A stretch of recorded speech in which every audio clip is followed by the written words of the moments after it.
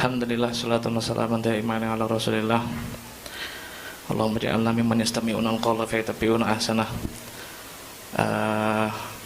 Selamat pagi orang-orang yang dibatalkan nasabnya. Tapi sekali penggugat diundang di rumahnya dianggap pengecut dan gak ilmiah. Padahal seharusnya yang datang di sini itu kan orang yang sejak dulu 2 tahun terakhir bicara tentang tesis, tapi saya belum pernah sekalipun melihat apa yang diucapkan sebagai tesis diuji dalam sidang yang lebih akademik gitu. Perkenalkan, saya Ramli, seperti yang disampaikan oleh Habib Hanif, akhirnya terbongkar nama, dan saya adalah contoh yang paling tepat untuk melogikakan secara historis nama Abdullah dan juga Ubaidillah. Bukanlah suatu yang kontroversial, bukanlah suatu yang jika tidak ada bukti historisnya, apakah dia adalah sosok yang fiktif gitu. Belum pernah saya lihat, saya adalah orang yang selama 1 tahun terakhir ya, genap 1 tahun terakhir itu mewawancari beberapa pakar, beberapa intelektual, baik ada di Indonesia maupun di tempat yang lain, dan belum pernah saya sekalipun mendengar ketika saya sodori tesisnya Kiai Haji Madudin, kecuali para pakar itu mengatakan ini penelitian orang bodoh yang belum pernah tahu bagaimana cara ilmu nasab bekerja. Saya sengaja mengawali presentasi ini dengan kalimat seperti itu karena diakui atau tidak banyak orang yang berusaha menepis dan mengexaggerate apa nyebutnya itu, terlalu melebih-lebihkan, overrated itu penelitian yang seharusnya bisa disebut cuma clipping dan makalah, tapi naik derajatnya menjadi tesis yang sangat akademik. Bahkan untuk menggugatnya pun harus seorang doktor, kredensinya jelas, kuliah di mana, namanya pun jelas gitu. Terlalu berbelit-belit dan terlalu birokratis. Sementara kita selama 2 tahun melihat bagaimana beliau berkeliling dengan teman-temannya tanpa birokrasi, tanpa tedeng aling-aling. Tidak pernah saya melihat di dalam sidang akademik dan juga penontonnya pun segmented, semuanya tendensius.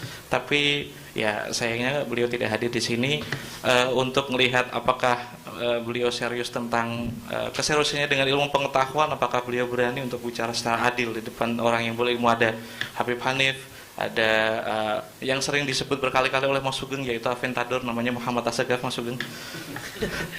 Tapi di belakang semua ini adalah orang-orang yang sangat mencintai ilmu, dan kita tidak ingin ada tendensi macam-macam dalam penelitian ini.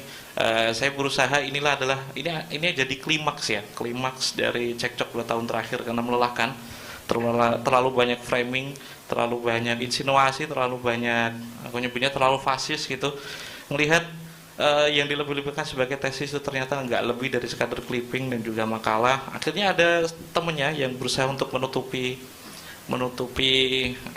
titel yang cukup tinggi yang seharusnya tidak layak diberikan kepadanya, yang akhirnya ngomong kalau ilmu nasab itu kan ilmu bangkai gitu. Wah, ilmu nasab adalah ilmu yang nyebutnya ilmu fosil. Jika memang ini saintifik, di kampus modern mana ada studinya, ada mata kuliahnya. Justru itulah masalahnya. Jika Anda semua membaca 5 kitab yang disusun oleh Kiai Imad, 80%-nya itu pakai kaidah nasab. Semuanya adalah catatan genealogi dari ulama ahli nasab. 80% tentang catatan historiografi atau catatan genealogi dari kitab-kitab nasab.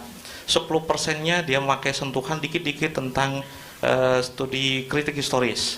5%-nya lagi improvisasi tentang YDNA. Sisanya lagi 5%-nya tentang framing, gak ada yang lain gitu. 80%-nya dia tidak memakai apapun kecuali kitab nasab. Sementara temannya sendiri ngomong kitab nasab atau ilmu nasab itu kitab bangkai. Lalu kita mau bicara tentang apa? Musalamatnya seperti apa? Musalamat, saya sebut musalamat itu karena titik pokok atau mahalun niza. Kita harus bertemu dalam perdebatan dengan sudut pandang yang kita sepakati terlebih dahulu. Ilmu nasab secara genealogi bisa dilihat atau kita uji dengan berapa macam tools. Jika itu ilmu nasab, maka harus menaati kaidah ilmu nasab. Jika itu kaidah historis, maka harus menaati kaidah historis. Terus jika memang ini bicara tools biologi atau tools genealogi, karena ini kan fenomena biologi ya, nasab atau fulan bin fulan itu kan fenomena biologis, maka harus memakai tools biologis yang memang teruji dari pakar. Gitu. Saya belum pernah mendapati, ya seperti tadi ya, belum pernah ada pakar yang saya lihat ketika saya sodori, ini ada orang yang batal-batalin nasab Alawi nih gitu. Kaget itu seperti mengira kalau Mbah Hasyim itu mengharamkan rokok gitu untuk Nahdlatul Ulama maksudnya, atau ada Basul Masail di NU yang mengharamkan rokok gitu. Suatu hal yang kayaknya itu nggak mungkin. Ketika dia mengklaim, atau teman kita senior kita yaitu Bang Haji Rumah Irama mengklaim kalau sampai hakul yakin apaan sih sampai sampai hakul yakin. Semalam ternyata beliau memberikan semacam argumentasi, dia sampai hakul yakin itu karena tiga macam telaah sejarah, telaah filologi, terus telaah WIDNE. Oke kawan-kawan, saya akan berusaha mengawali presentasi ini dari sudut pandang sebuah sejarawan.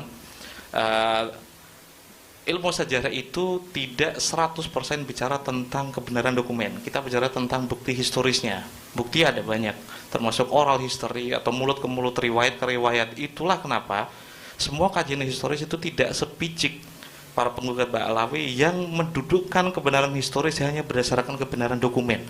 Kitabnya mana, manuskripnya mana. Jika itu yang kita pakai, maka Imam Bukhari, Sahih Muslim, dan juga Sahih yang lain kita pelangi, yang jaraknya itu 150 tahun atau mungkin 2 abad lebih dari baginda Nabi, akan kita batalkan. Ilmu sejarah tidak sepicik itu.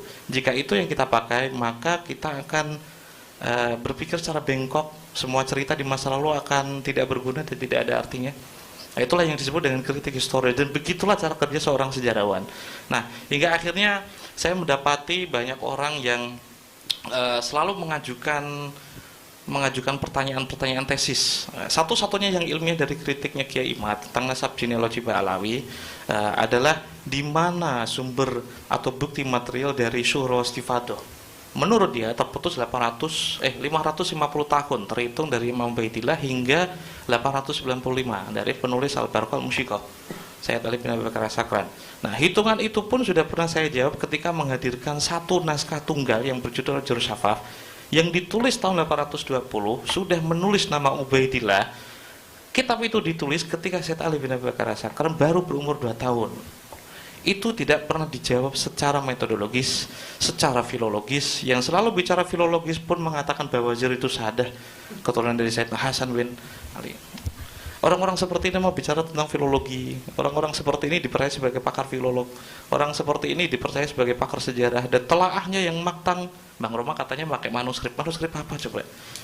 Satu kali pun saya belum pernah lihat para penggugat itu memakai studi filologi dan berdasarkan manuskrip. Sekadar contoh, nanti untuk detail akan saya tunjukkan ke dalam presentasi. Ini cuma prolog, nanti teman-teman melanjutkan tentang telaahnya tentang Jurus Syafaf yang tidak dia terima, ya karena Abdullah sudah disebutkan sebelum Sayyid Ali, orang yang digugat itu.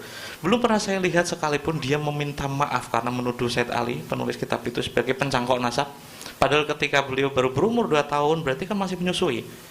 Mungkinkah orang yang menyusui memberikan informasi tentang kakeknya kepada orang yang 15 tahun kemudian sudah wafat? Ya nggak mungkin. Kitab itu cuma langsung diklaim ini kitab yang cukup diragukan karena naskahnya baru ditulis 45 tahun sebelumnya. Ya karena emang nggak modal, nggak mau nyari gitu. Peneliti itu kan ya memang sifatnya itu kan pencarian, to search itu berarti mencari. Jika informasi yang nggak dapat di situ, apakah benar kitab itu ditulis 45 tahun atau 50 tahun yang lalu? Akhirnya saya menemukan 3 naskah pembanding yang lebih tua dari itu. Ditulis sekitar 200-an tahun yang lalu lah.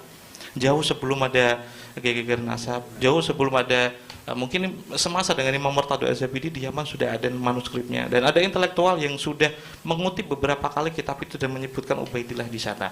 Saya berusaha memberikan pengantar itu untuk menunjukkan kepada Anda semua ada orang yang tidak jujur ketika melakukan gugatan. Berkali-kali saya menagih, apakah Anda bisa mempertahankan tesis Anda tentang kali pertama disebutkan tahun 895 dari Al-Barqah Al-Musyiqah. Itu sudah ada banyak bukti material yang bisa menjawab itu. Alih-alih menjawabnya akhirnya framing lagi. Ya seperti itulah, 80% isinya cuma kitab nasab, 10%-nya dikit-dikit bahasa sejarah, 5%-nya improvisasi tentang WIDNE kayak Askenazi, kayak paham aja gitu. Askenazi itu apa sih ceritanya? 5%-nya itu ya sisanya framing gitu. Mungkin ini pengantar dari saya. Terima kasih.